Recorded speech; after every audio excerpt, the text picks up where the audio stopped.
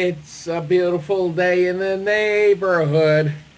Well, a lot of you probably have seen the trailer for the movie A Beautiful Day in the Neighborhood, the biography of Fred Rogers, Mr. Rogers, that's coming out in November. And if you haven't seen the trailer, I'll have a link below to it.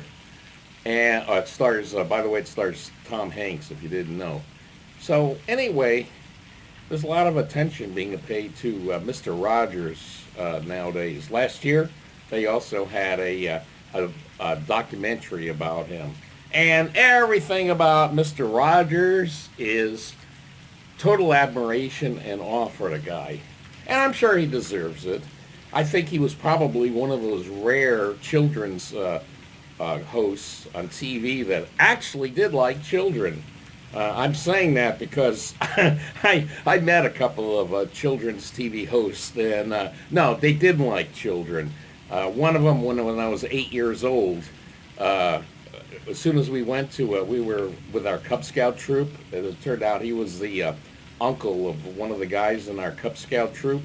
And, he was acting sort of friendly towards us on camera, but the moment the camera shut off, he didn't want to have anything to do with us little kids, man. We were just an annoyance to him. But Mr. Rogers, I'm sure, deserves all the admiration, and he was honestly really liked and loved children. So I'm thinking, what would have been the attitude today to Mr. Rogers if it turned out he had been a Trump supporter? Do you think there would be a biographical film starring Tom Hanks coming out? I don't think so. Or a documentary last year that showed him in a very admirable light? Again, I don't think so. So why? And the thing is Mr. Rogers wasn't really political at all. I've heard him described as a lifelong Republican, which, to me, when I hear the term lifelong Republican, it means one of two things usually. It's like saying a lifelong Methodist. It's like, oh, I was born into a Methodist family, and yeah, okay, you can call me Methodist, but, what does that really mean? Does a guy sit around and practice Methodism or whatever that takes?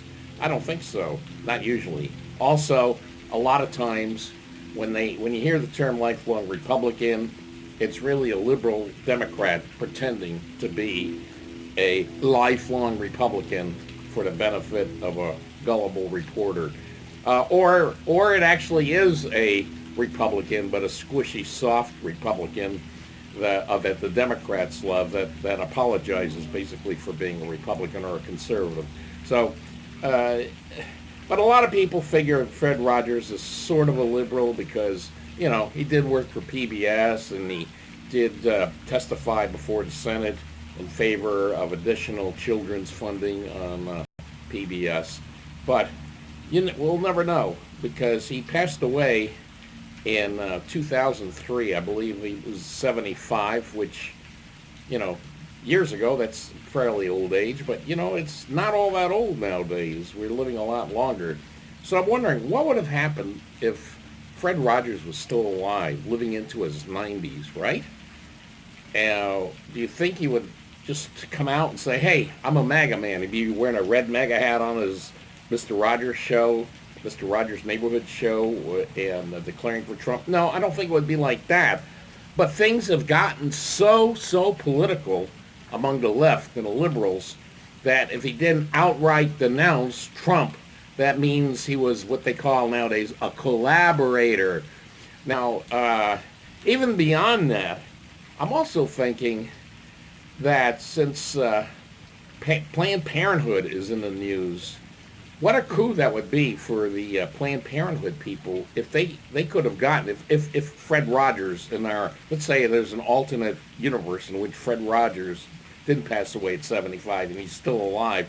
If Fred Rogers could have agreed that with abortion, that he favored abortion, that would be a great coup for him. And since he was at the forefront, on shows about children, I wouldn't be all that surprised if they tried to get him to make a statement on that. And I just don't think, even though, the lifelong Republican squishiness that is usually associated with it, I just can't see Mr. Rogers going along at all with abortion. Now, he might have said, no, I'm sorry, I just don't favor it, or maybe he'll just would say, I can't comment on it, and of course the liberals would jump on him all over him. Or he might have been really passionate about it. Think about this. Mother Teresa was widely admired until the liberals found out she was a strong advocate against abortion. Then all of a sudden that dropped off. Same thing could have happened to Mr. Rogers.